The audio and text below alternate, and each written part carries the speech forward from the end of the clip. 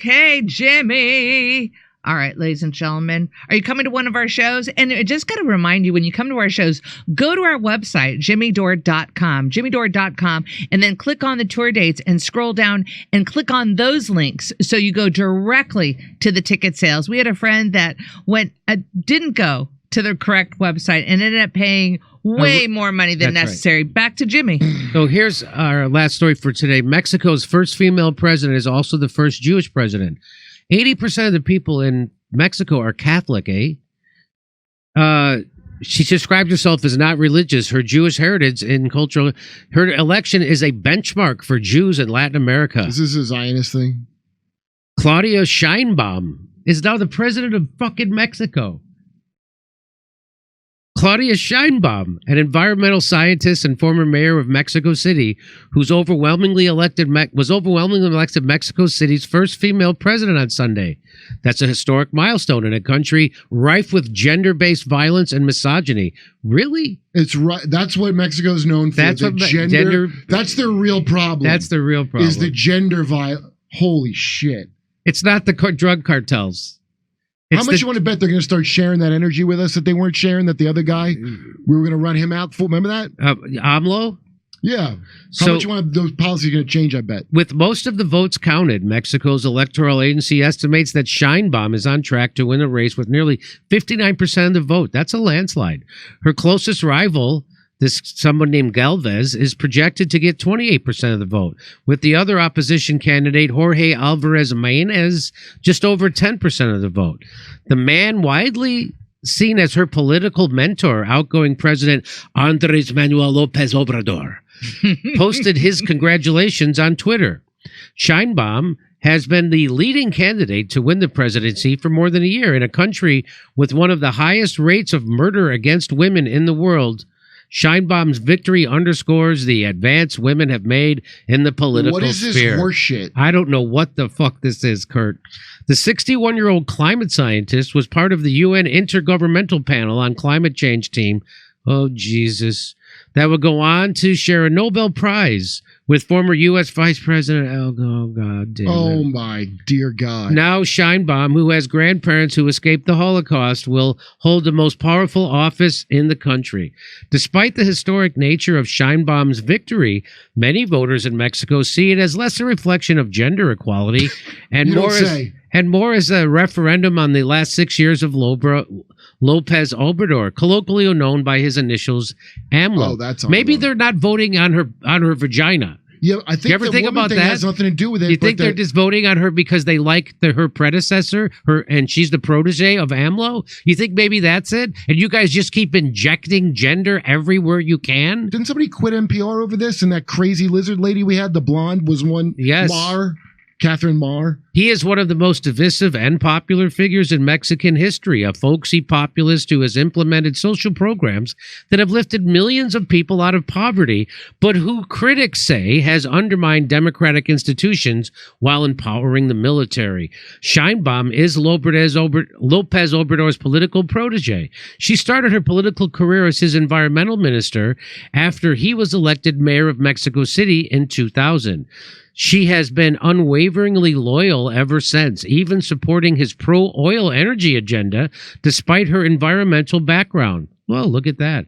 While Sheinbaum lacks López Obrador's charisma and popular appeal, she has a reputation for being analytical, disciplined, and exacting. What? Most importantly, she has promised to support López Obrador's policies and popular social programs, including a universal pension benefit for seniors, as well as providing cash payments to low-income residents.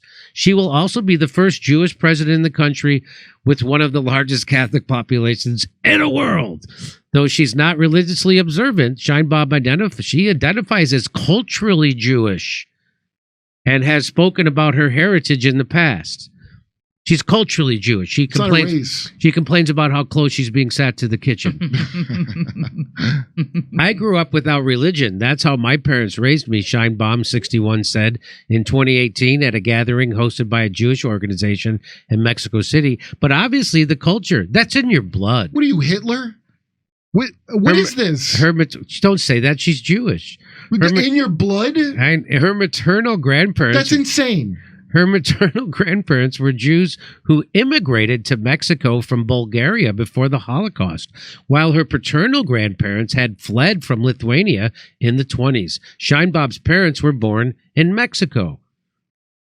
While campaigning, Scheinbaum said she considers herself a woman of faith, but is not religiously affiliated. Perhaps that's why there has been relatively little discussion about her becoming Mexico's Did they put this on it first also? Jewish president. Wait, was she not really talking about, and they made this a Jewish woman thing? I think so. She's probably, I mean, her parents were born. So she's they're making all this. She's Mexican. Scheinbaum's win comes at a critical time as the war between Israel and Hamas in the Gaza Strip has displaced more than 1 million Palestinians and left more than 35,000 people dead. Since the beginning of the war last year, Scheinbaum has condemned attacks on civilians. She even called for a ceasefire and says she supports a two-state solution. Her stance echoed views she wrote in a 2009 letter to the editor of La Jornada, a Mexican newspaper condemning what Scheinbaum describes as the murder of Palestinian civilians during an Israeli bombing campaign in the Gaza Strip. Her loyalties are with the oppressed and the downtrodden in the Palestinian-Israeli conflict. She sides with the former without rejecting the latter, favoring a two-state solution, which these days appears more untenable than in recent memory. I don't think there's going to be a one-state or a two-state. Do you know what the one-state solution is, by the way? What? Here's the Everyone one-state. can vote? It's having an apartheid state. So everybody, the Palestinians get to have a local government, Okay. but the police are still Israeli, and they don't get to vote in national elections.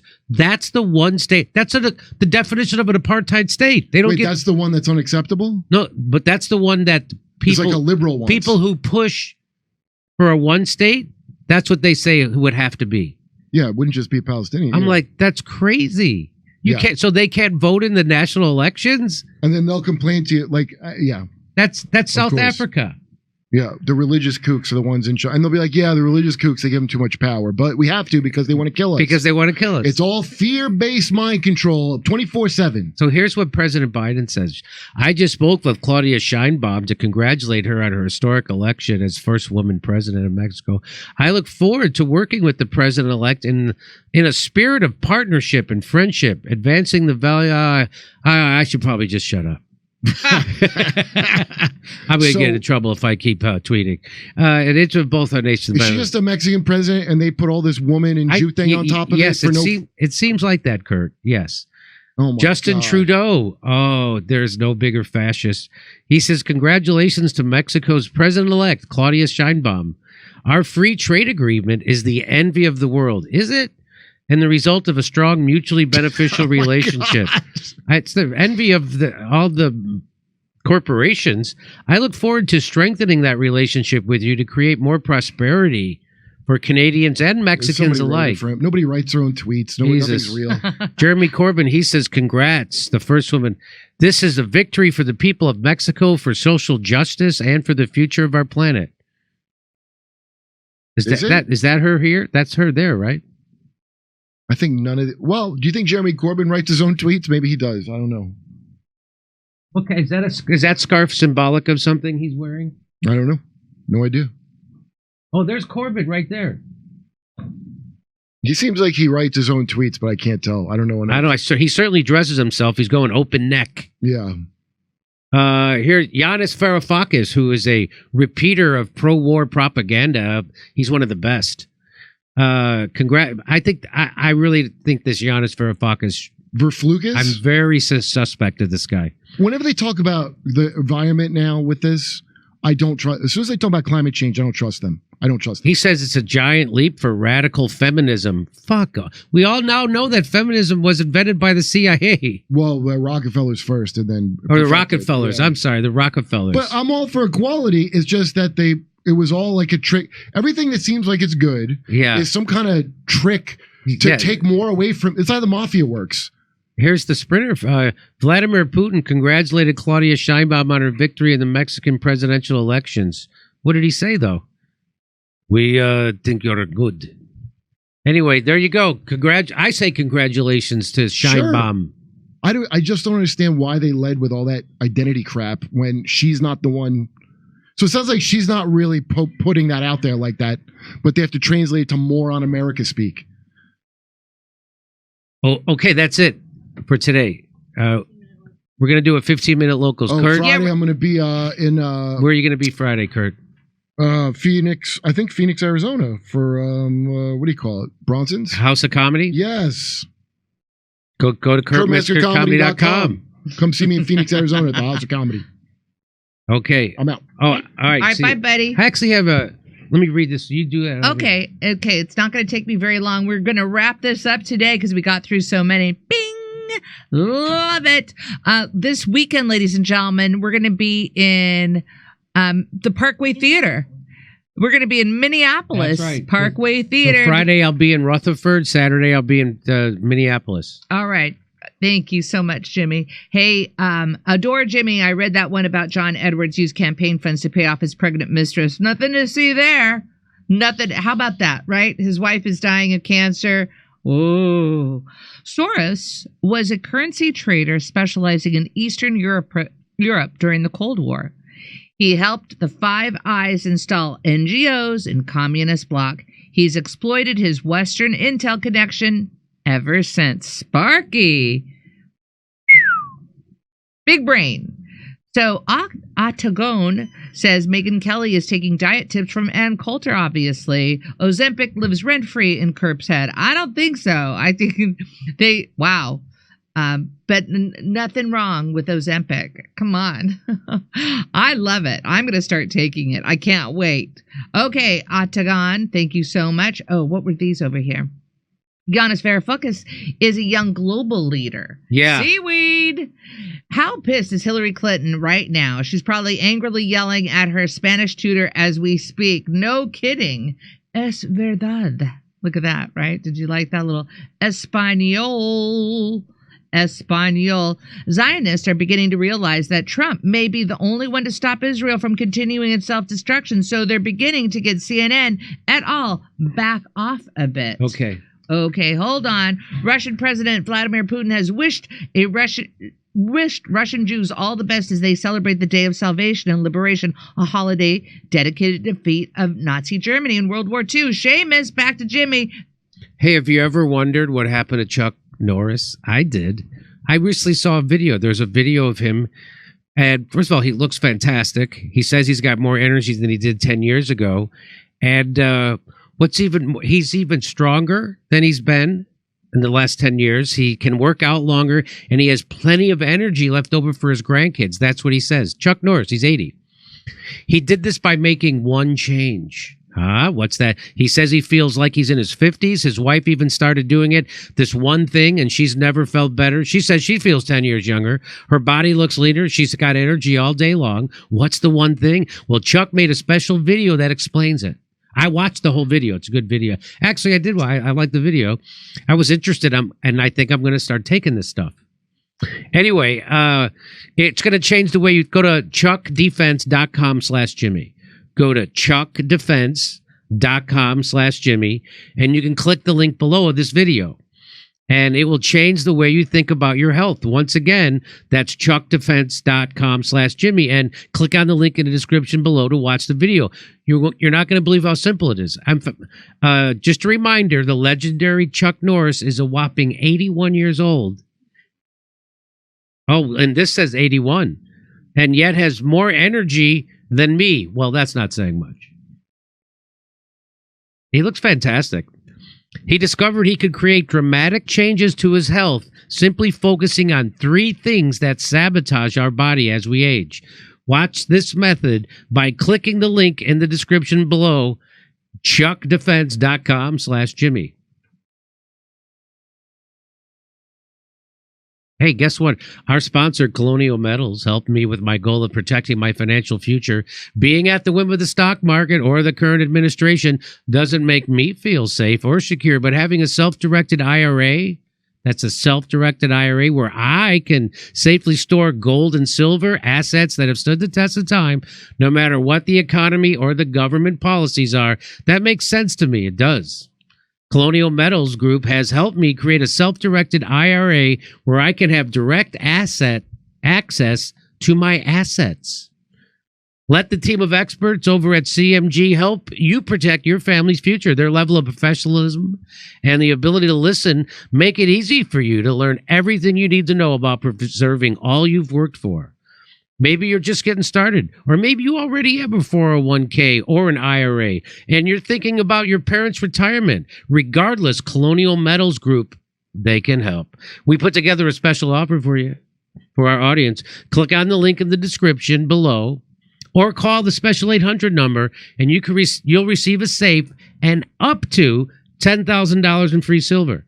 Go to colonialmetalsgroup.com/Jimmy's-Dore-Show, or call 888-910-1419. 888-910-1419. There you go.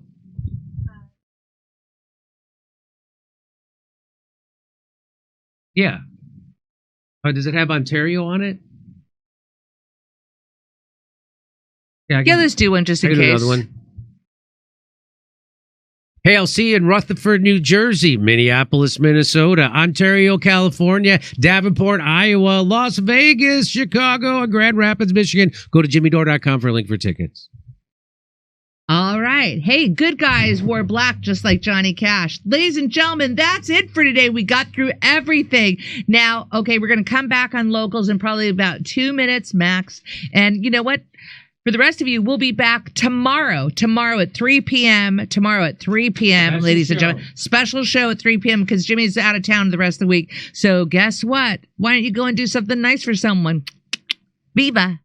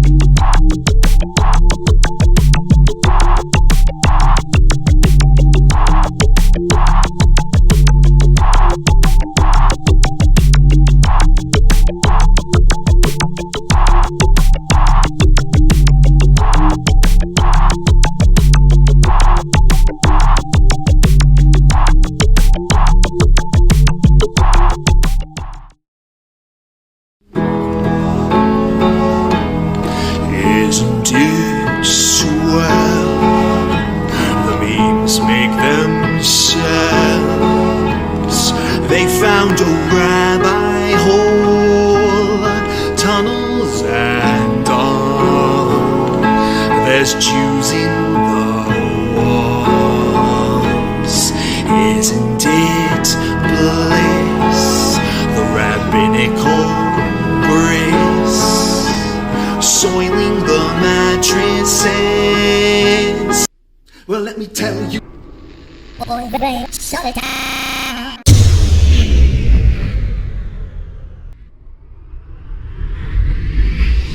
If I were Rabbi Shmuley and diddle-diddle-diddle-digga-digga-diddle-diddle-dum, all day long I'd diddle little bums. If I were a Shmuley man, I'd peddle all my dildos, dreidel dildos, selling dildos with my daughter and her mum. If I were a Jewish woolly man, I'd be digging with a dildo in my bum. I'd wear a grotesque nose and go grab some goyim right on the nipple with a pinch. A Shabbos lap dance brace for the youngest mensch. At this time, more than any other time, you know, revolution is necessary. It is necessary. Not only based on what has happened with the MOVE organization, you know, the babies that have been murdered, you know, MOVE adults that have been murdered, bombs being dropped on us, but past that to what is happening with all black people, so-called minority people, you know, money poor people. You know, this government, as has been said earlier, has waged war on us. But, you know, something about us, particularly here in America, we don't really understand that. You know, we don't really know what war is. You know, for black people, for poor people, that people see as good, that they wasn't forced to do, that they didn't do to try to keep black people appeased, you know, and calm down so that black people wouldn't riot. A prison situation is a crystallized example of that. You can make phone calls in prison. They have movies in prison. But they don't have those things because they just want to be nice to prisoners. They have those things because they know damn well if they don't have, you know, people being able to contact their family, if they don't have, you know, facilities for people to sit there and watch movies, people are going to be frustrated, upset, and they're going to direct that frustration at them prison administrators. And they're going to have riots on their hands. You know, they're going to have people in them prisons turning them prisons out. That's why they have movies. That's why they have access to phones the way they do. And a stop to it when we don't like it, or encouraging it when it's something that's in our interest. You know, we have to call the shots.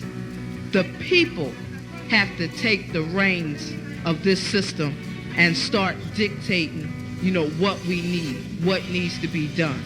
And, you know, taking the initiative to do it ourselves. We can't rely on this system. I mean, you know, don't people see what's happening? Every single confrontation that MOVE people have been involved in, every single issue, you know, oppression, economic issues, every single issue facing our people, you know, is something that can be dealt with very, very simply. All people got to do is make their wishes known. All people have to do is stand up and say, listen, we're not accepting that. Unity is the key. Unity is the key to revolution. Revolution ain't nothing to be afraid of. It ain't nothing to shy away from. Revolution, contrary to what officials, you know, this system and those backing the officials running the system, you know, want people to believe that revolution means violence, you know, means blood in the street. I'm saying it can get to that point, but it don't have to be violent. You know, when people come together and take a strong stand on an issue, this government don't have no choice but to listen. Where you think they get their authority from? They don't have no power, but they do have authority to do certain things. Where you think they get it from? They get it from us, from the people. You know, they get it from us accepting the things that they do to be done to stop it. Then you have some people who want to then turn around and say, yeah, well, you know, it's the best we have, and want to make excuses. The time for excuses is over. It's over. You know, every man, woman, and child has to be involved in this revolution. Not only has to be, but is, whether you want to be or not. I mean, our babies gave their lives for this revolution on May 13th. You know, men, women, and children were murdered. And not just MOVE babies, you know. What about all of the young men, women, you know, children 8, 9 years old shot down on the street by cops, you know, by drug pushers? I mean, you know, where do you think that mentality comes from? It comes from this system, from the mentality of this system of getting over, making a quick buck, I'm saying that's where that needs to be done to stop it. Then, what I want people to really, really understand is that it's past time. It is past time for poor people, black people, to realize that this system has failed you. It has failed you. You can't get nothing from it. And what people got to do is withdraw our support from it and start doing for ourselves. That's what we got to do. How long are people going to sit back and beg, this government to do what's right when for hundreds of years all you've gotten is a slap in the face? All you've gotten is this government kicking your ass. That's all. That's all black people have ever gotten from this government.